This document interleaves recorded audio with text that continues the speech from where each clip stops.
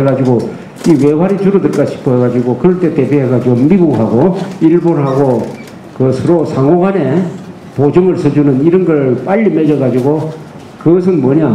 한일 관계와 한미 관계가 좋았다는 뜻입니다. 한미 관계와 한일 관계가 좋았다는 뜻입니다. 1997년 외환 위기는 한일 관계가 좋았으면은 우리 IMF로 안 가도 됐어요.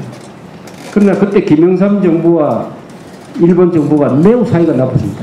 일본에서 충분히 재정 보증을 해가지고 IMF로 안 가도록 할 수 있었는데 딱 도와주는 것을 거절했습니다. 일본은. 그래서 갔습니다.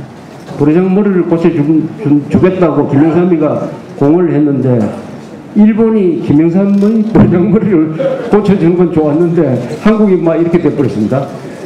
그러니까 이게 외교 관계라는 게 결정적일 때 중요합니다. 결정적일 때. 이 부분에 대해서는 그 다음에 이명박 대통령이 대북 공세 정책이 잘했다. 그 다음 한미 관계가 복원됐습니다. 한미 관계가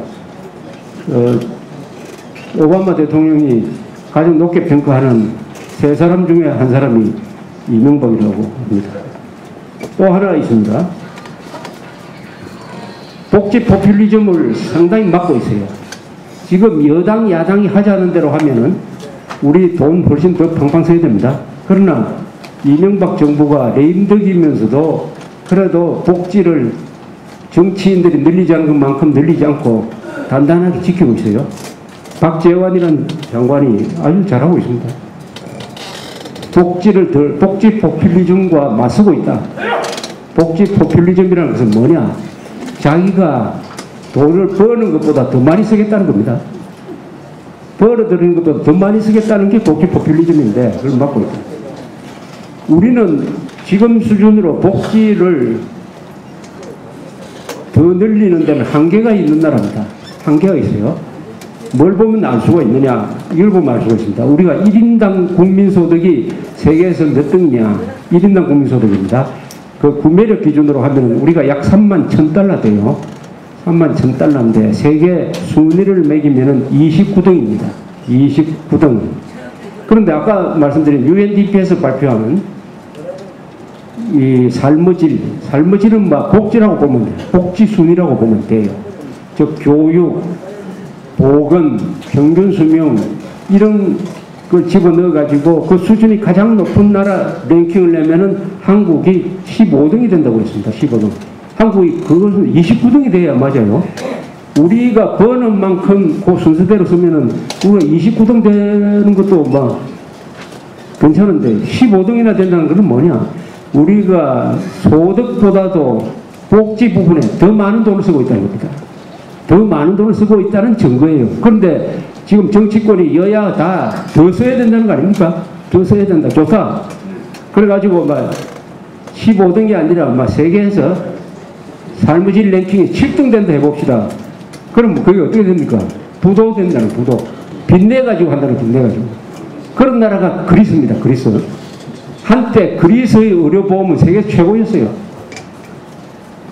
그리스가 자기 벌어들이는 돈에 어울리지 않게 의료보험을 잘 해놨습니다. 잘. 그러다 보니까 의료 부분에 관한 한 그리스가 유럽에서 최고 평가를 받았습니다. 그러다가 어떻게 됐습니까? 지금 그 의료 혜택을 줄인다고 야단 났어요. 우리가 지금 복지하는데 복지에서 제일 돈이 많이 들어가는 게 의료 문제입니다. 의료. 원래 민간인들, 정부 부담과 다 합쳐가지고 의료비로 들어가는 돈이 얼마쯤 되겠습니까? 마음속에 한번 계산을 해보세요. 우리가 의료비로 돈을 얼마 쓸까? 얼마쯤 쓸 것 같아요? 100조 씁니다. 100조. 그 중에 60%가 국가 부담, 40%가 민간인 부담이에요. 그런데 우리 의료보험 가장 세계에서 이거 최고라고 평가되고 있습니다.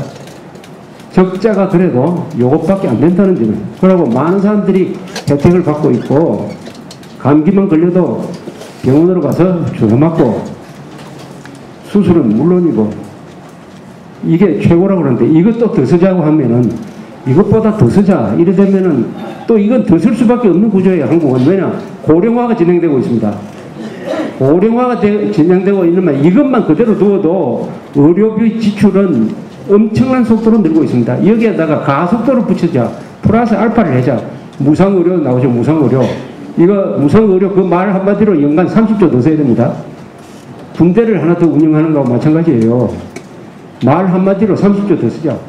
이거 이번 대통령 선거 때 그 공약하는 사람들이 찍으면은 국가가 거덜나는 건 또 간단합니다. 우리 고령화라는 이 무서운 인구의 변동이 하나 일어나고 있어요. 고령화가 진행이 되면 어떤지 아십니까? 의료비는 폭발적으로 늘어나고 경제활동 인구는 줄어듭니다. 경제활동 인구가 줄어들어요.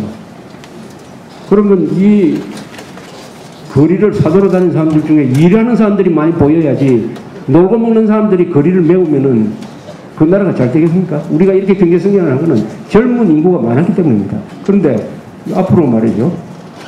젊은 사람 한 사람이 노인들 두 사람을 부양한다. 그럼 두 사람을 얻고 일을 해야 된다는 이야기인데 이 생산이 제대로 되겠어요? 과거에는 젊은 사람 두 사람이 한 사람이 노인을 부양한다. 이렇게 되니까 열심히 일할 수가 있었는데 이 부분에 대해서 우리가 복지 부분에 대해서 예외가 없습니다. 경제 수준이 어느 정도 딱 도달하면은 그다음부터 발전 안 하는 이유는 복지에 대해서 돈을 많이 쓰게 된다. 우리는 이걸 관리를 잘 해왔어요. 역대 정부의 공이기도 한데 이명박 정부가 그래도 복지 포퓰리즘과 맞서가지고 이 부분.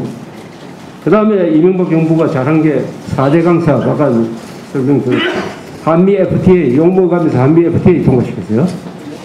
그 다음에 한미 관계가 보면 군 정훈 교육을 강화를 하고 있습니다. 군대가 제일 많이 달라졌어요. 김관진 장관 들어오고 나서 군 정훈 교육을 아주 제대로 합니다. 또 열심히 해요. 이 부분이 이명박 정부가 잘한 부분이에요. 잘한 부분. 그럼 못한 부분 아까 설명. 그러면은 여러분들이 계산을 한번 해보세요. 제가 제 설명을 듣고 점수를 얼마 주면 될까요? 얼마 주면? 50점 이상 줘야 된다는 사람 한번 손 들어보세요. 50점 이상. 상당히, 여기도 상당히 짭니다. 손 드신 분이 3분의 1밖에 안 돼. 지금 이명박 지지율이 20% 안 돼요.